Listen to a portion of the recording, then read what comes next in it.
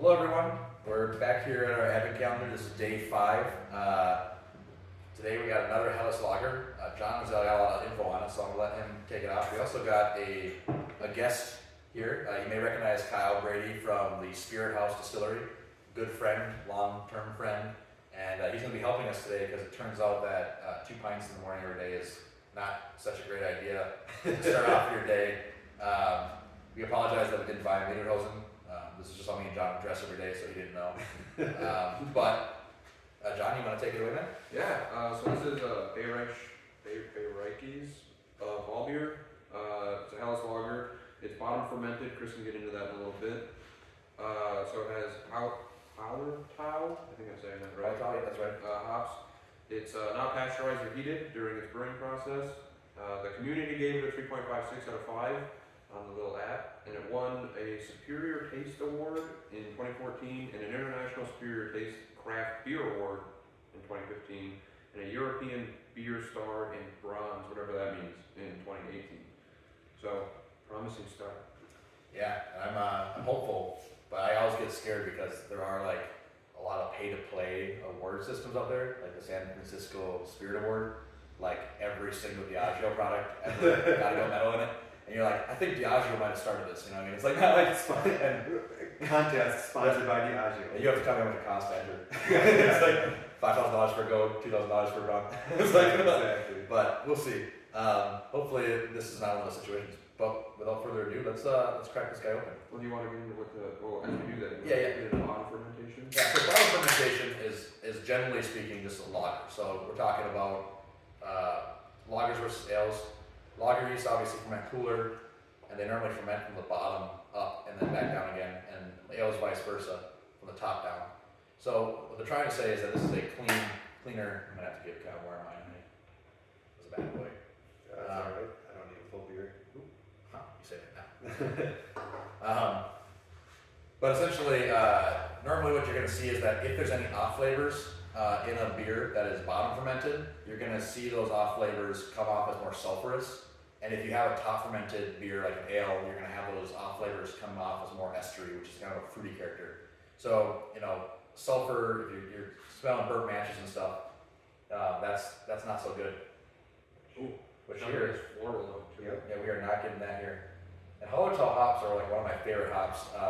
I don't want to like just tell all my trade secrets, but that's what I use in Stuttgart. So it's the best hop in my opinion for German lagers. I think that it's the cleanest, most floral. It doesn't have too much of a spicy character, although it is present.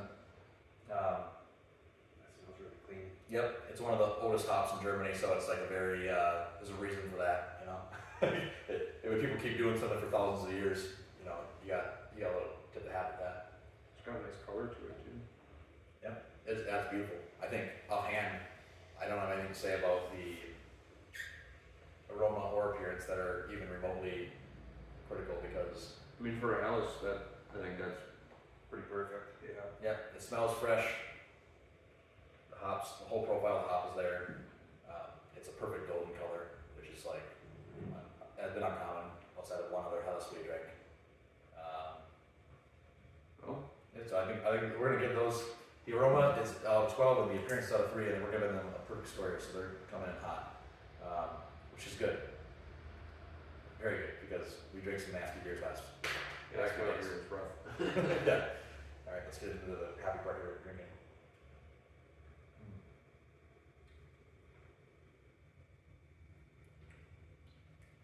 Did we say the name of this beer? Yeah, it was something very Germanic. Earl Konig Hell from Bayreikes All Beer. I wonder if it's made by Konig, because Konig actually it's like an airport beer in Germany. It's like Bud Light, but for Germans. It might be. Yeah. Konig Pilsner. And this one is made by Earl Brow, and this is a special can just for the advent calendar that they had done. So I'm assuming that they ran a line through someone else's brewery This is delicious. and/or canned it. Yeah. I mean, and I'm guessing it might be Konig because Konig does have like a lockdown on like being the draft handle that you go to every German pub. If it's not in house, it's a Konig. They have a Schwartz beer. They've got a bunch of stuff. My little plug used to sell 4-pack 60 ounce at Jack's, and they sold like hotcakes. They're extremely affordable for a really high quality German lager. Yeah, that's pretty good.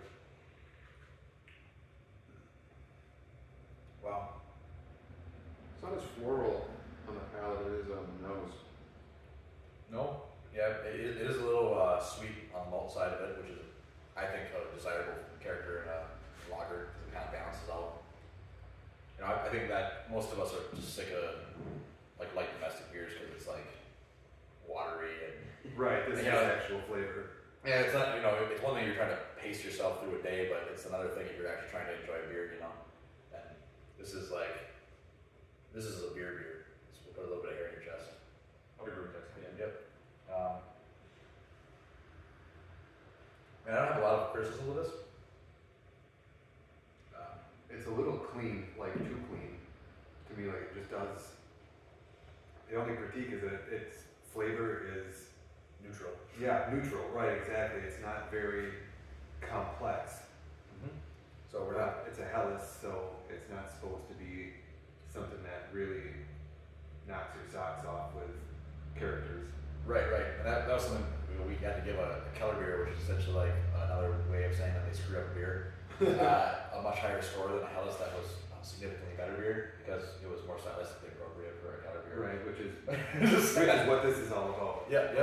And that's so. Yeah, I mean, I don't think that even with that stylistically, I think this thing could maybe be docked a point for not showing its hot character as great as it should. But I don't think that we're anywhere near anything less than that. I mean, this is a very good, and it's fresh. Yeah, It drinks fresh. it tastes like it was just canned. This one has the most carbonation of any of the beers that we've drank. Yeah, not like a bad combination where it shoots all over the bar. Right. So, So what do you think, 19? I think 19's fair for this one. I think this is a really good beer. Like Kyle said, it is a little lackluster in hops, but that also sometimes is desirable. I mean, people put it away to find beers that are not hoppy. I think we like that character a little more because we're all in that craft beer world. But like, Something that's not really a craft beer as far as Germany is concerned. right? We don't want to let our implicit bias affect it. Yeah.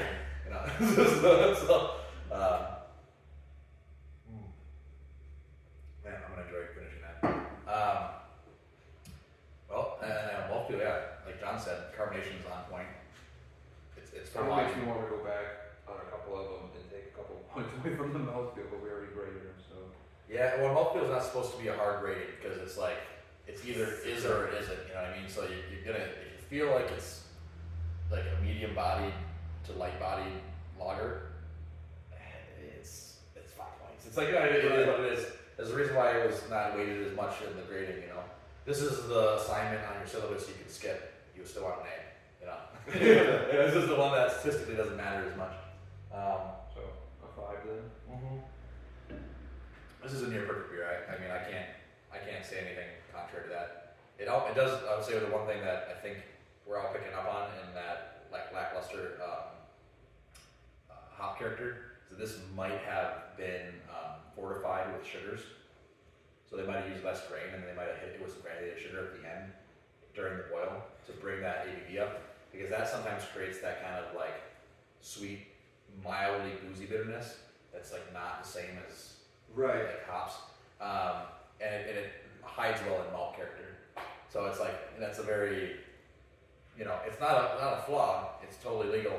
I don't think that they're saying that they follow the German Reichstag rules or whatever it was. Not Reichstag. Yeah, The period laws are not. They do not claim to have followed them, which also adds to my suspicion. Do they have to claim that? They In their don't ingredients, have to. they do not have sugar listed. Oh yeah. It's only water, malt, and hops. Yep. So these guys they're following it. Yep, they're following it. Which is normal, it's weird, because all the other cans have that little, like, sticker on them. Yep. They said they followed it. It's kind of an advertisement to Americans, I think. Like in Germany, they're like, yeah, duh. Like, but here they're like, we don't really know. But cool. And then, so overall, I mean, what do you guys think? Is it I was thinking like a 9. a 9? Yeah. I would have liked a little bit more hoppiness, but it is a Helles, so I'm not going to be too harsh. Right, it just seems like there's just a little bit missing from a perfect beer. Sure. but not. But but does a it's so perfect close. beer ever exist? So, Well, yeah. Does it only exist in our minds? yeah. Can we ever really find it? These extra punches and more. Advent calendar day 6.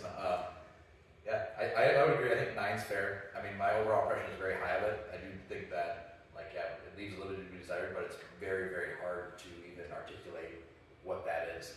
I would seek this beer out and buy it in the store.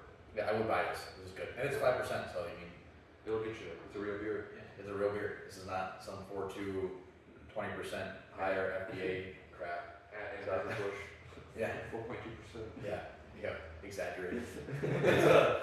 Yeah, cool. Well, I think that kind of lends us to the end of this particular day. Hopefully, we're still on time here, and So that's a 48. it's kind of 48. We're gonna try and improve our video editing skills from day 1 and 2, and slowly get to this improving things. But we got quite a few more days left to do that. But with that being said, Kyle might be back. We'll find out. He might have liked this a lot. We don't know. But It's hard to drink on the morning beer. yeah, exactly. Yeah. We're doing this in the morning. Surprise. But yeah, without further ado, thank you guys for watching, and we'll catch you next time. Till next time.